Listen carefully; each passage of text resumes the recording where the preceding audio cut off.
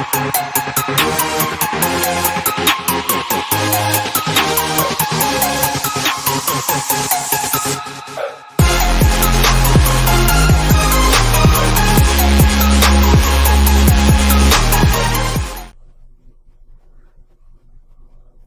right.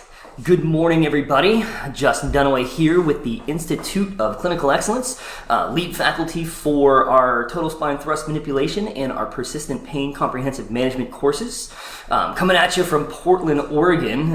It's bright and early and nice and warm here. Hopefully everybody on the West Coast is doing well over the last few days during this weird weather, weird heat wave. Stay safe, stay cool, reach out to friends and family, make sure everybody's doing all right. Today, I want to talk about some ways that we can shape patients' expectations. Now, it's rare for me to get on a microphone and not somewhere talk about beliefs and expectations. I think they're hugely important. I truly believe that beliefs and expectations are the foundation that outcomes are built on. We have tons of research to support this idea, to support the idea that understanding patients' expectations and shifting their expectations can change outcomes for the positive or the negative. When we talk about outcomes, what we're really talking about is expectations have the ability to shift pain, to make it pain higher or lower, to shift our pain response to things like medication, even opioid medication, to shift our pain response to exercise for the positive or negative. We also know that expectation, that beliefs around the things we're doing can actually shift physiology. Just talking to people about, and there's really cool studies where they talk to patients, they teach them that their job is physical activity and it can change things like blood pressure and heart rate and body mass index and things like that. And then they hold everything constant, check back in 3 or 4 weeks, and all those metrics change just by believing the thing you're doing is important. And we know that beliefs can actually shift mortality, right? With patients that believe they're unhealthy compared to patients that believe they're in excellent health have a 170% increase risk of all-cause mortality even when comorbid status is equal, just by believing you're unhealthy. So we know that beliefs and expectations are wildly important, but how do we influence them? There's a ton of ways to influence expectations, but I kind of want to just talk about 4 ways that we may be shifting expectations either knowingly or unknowingly. So the first one is through our words. And I think the last handful of years, we've had tons of research here, we've had tons of talk here, and conservative management clinicians are really starting to try to dial this in. But it kind of started with Ben Darlow's work, looking at Gardner's work, looking at incredible papers like The Enduring Impact of Things That Clinicians Say, Easy to Harm, Hard to Heal. We've got cool commentaries into OSPT about words that harm, words that heal. But really what we've learned in all of this research is that providers have a profound effect on patients' beliefs and expectations through just the things that we say. And a lot of times, inadvertently, the things that we say in encounters, is what the research has showed us, is that it leaves patients walking out of the office feeling a little bit more guarded, a little bit more fearful, have a little bit worse understanding of their body, and these things shift behavior. So what this research really has done is showed us the importance of our language, of our education, and not just the pain neuroscience education, but really the way we interact with patients, having intention around all of our words and the things we say, and really trying to tailor our language in a way that promotes resiliency, that promotes movement optimism, that promotes patients to just be excited about their bodies and not afraid of them. The next thing to think about is our beliefs. Not our patients' beliefs, but our providers' beliefs. And there's some really interesting research here. Starting with looking at Chad Cook and Ken Learman's work, and what they've done is study the effectiveness of manipulation versus mobilization. And I think this is applicable to anything, but they kind of zoom in here and they measure clinical equipoise. And what we mean by equipoise is just kind of the balance of different forces, or a balanced belief in things, right? So clinicians that demonstrate clinical equipoise would say, yeah, manipulation's awesome, mobilization's awesome, I'm cool with either. Patients with low or poor clinical equipoise would have a really strong belief in one intervention and a low belief in the effectiveness of the other intervention. What we see in the research, which is fascinating, is that in the aggregate, all these things kind of pan out equally. Clinicians that demonstrate clinical equipoise their patients do well with manipulation and they do well with mobilization. Patients that have poor clinical equipoise, the thing that they believe in, their patients do really well with. The things that they don't believe in, their patients don't do very well with. And it switches. Maybe mobilization is better than manipulation, or manipulation better than mobilization. It just depends on the thing that the provider believes in. Our beliefs affect the efficacy of our interventions. Now, I usually get a little pushback when I talk about this study, or these studies, because, well, Justin, the thing that people believe in is the thing they're going to get good at, so obviously that's the one that works well in the clinic. And that's a fair point. But if we take it one step further, Chen did this really cool study called socially transmitted placebo, where they took a provider and they gave them, the provider had either a real analgesic cream or a placebo analgesic cream, and they weren't blinded. They knew which they were getting. And then they walked into the subject's room, who was blinded to the placebo or the real treatment, and they gave him an experimental pain. They put the cream on. They gave him the pain again, and the patients that got the real cream, their pain dropped. The patients that got the fake cream, their pain didn't drop. Now, the interesting part is that the whole time the cream was fake. The only difference is the clinician walked in the room with the intention around the thing I'm doing is real, or they walked in the room believing that the thing that they were doing is fake, and the outcome matched that. It was fake the whole time. So just walking in the room with the energy of this thing I'm about to do is effective changed the outcome, even though it was a fake cream the whole time. But beyond intervention, the next step, Christy shows us that when you evaluate clinicians' beliefs about back pain is the thing that we study the most. When you evaluate clinicians' beliefs about back pain, and then you sort of rate them as either unhelpful beliefs or helpful beliefs, what we find is those clinicians that have helpful beliefs internally about back pain tend to recommend guideline adherent care and education. Clinicians that have unhelpful beliefs about back pain are far more likely to give unhelpful education and prescribe treatment that is more protective and avoidance in bed rest. So even our beliefs about specific pathologies and prognosis tend to affect the way we treat our patients. So kind of what this whole belief section tells us is that when you walk in the room, if there are things in your mind that trigger poor prognosis, poor expectation, and we believe that the thing that I'm about to do is not going to be super effective, our patients pick up on that energy and it drops our potential for outcomes. We have to have the ability to walk in the room believing in the thing that we're going to do and believe in our patients' capacity for positive change and for good outcomes. Next is our appearance.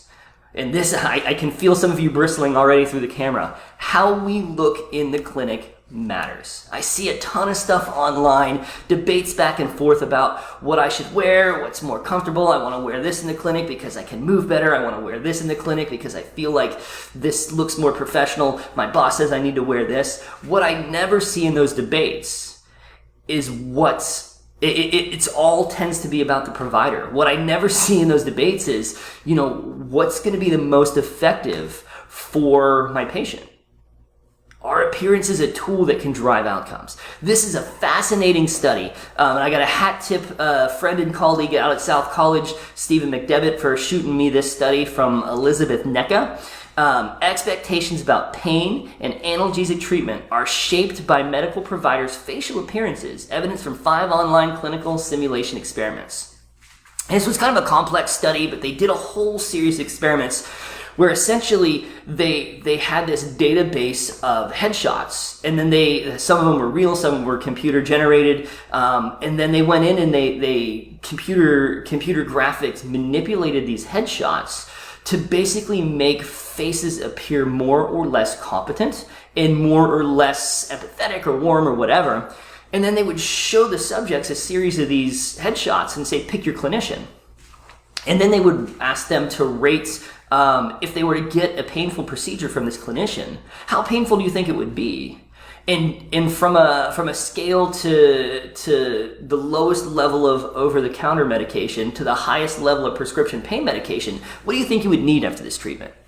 And what they found is that patients or subjects gravitated towards headshots that appeared more competent, and headshots that, and when you picked your provider, if your provider was appeared more competent warm, and more similar to me. However, and that was just on this scale, do you feel like they're like you or unlike you? If they were competent, warm, and more similar to me, I expected far less pain from a treatment, and I was way more likely to believe that I would need low-level over-the-counter pain meds versus high-level prescription pain meds. So just from that headshot, it significantly affected my expectation of the upcoming pain and what I would need to deal with that pain. This is massive. Now, obviously, we do not possess the ability to change where our eyes are on our face and change our cheek and bone structure and things like that. But certainly we can change how we look in the clinic, how we approach our patient, what our body language is, what are the things that we wear, what is it that we feel like our patient is going to see and perceive as competent, warm, and more like me. Understand that this is a fascinating number. Understand that humans form their first impression within 50 milliseconds of first sight. They are building their belief and expectation profile based on you long before you ever take them back in the room, sit down, and shake their hand. Right? So you thinking about our appearance, our body language, how we approach our patients, thinking about that as a tool to shape expectation can be wildly powerful.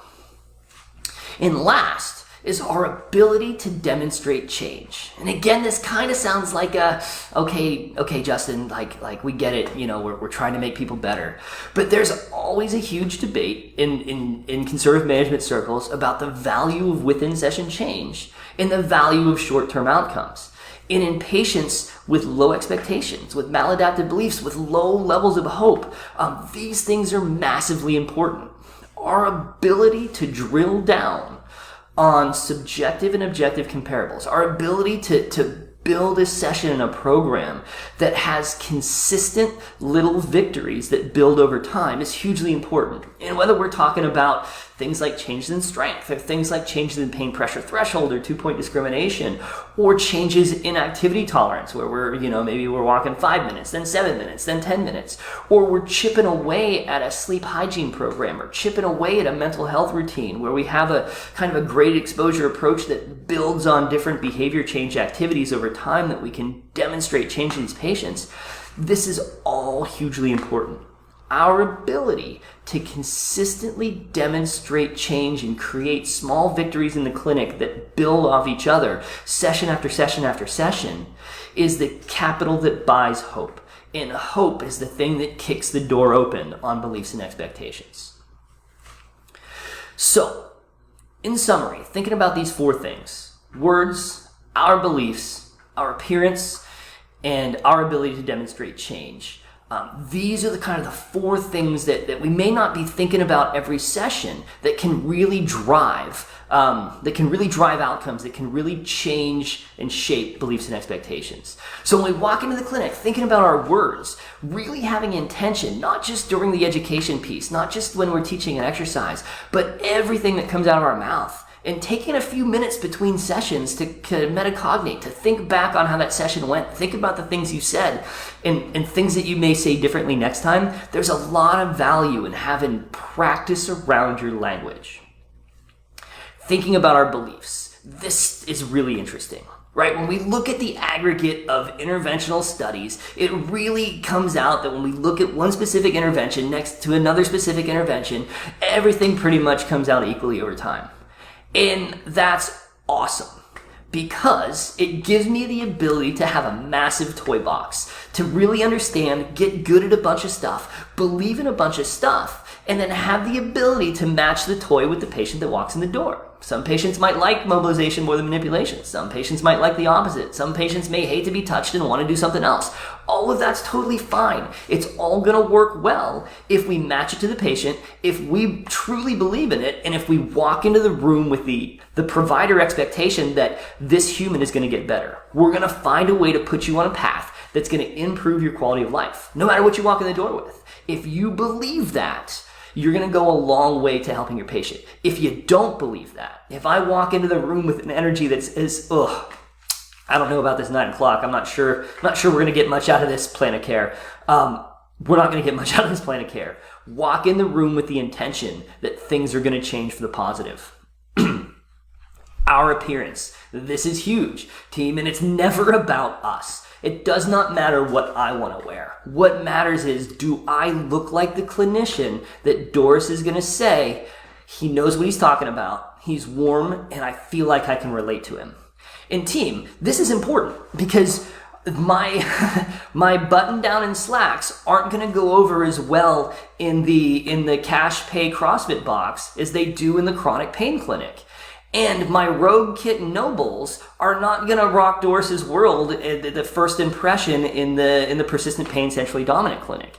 Matching what I look like to my environment and my patient expectations is far more important than how comfortable I am in what I'm wearing.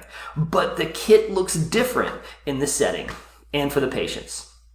And lastly, demonstrating change. Our ability to create a program that builds small victories over time creates hope. And hope is the thing that drives all of this.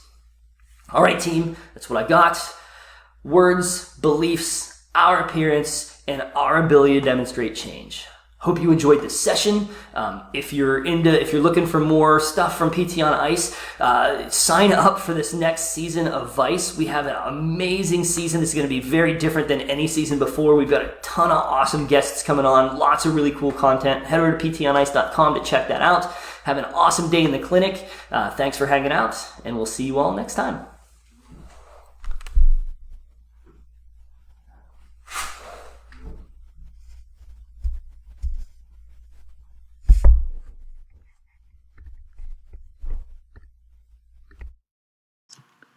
Hey, thanks for tuning in to the PT on Ice Daily Show. If you enjoyed this content, head on over to iTunes and leave us a review. And be sure to check us out on Facebook and Instagram at the Institute of Clinical Excellence.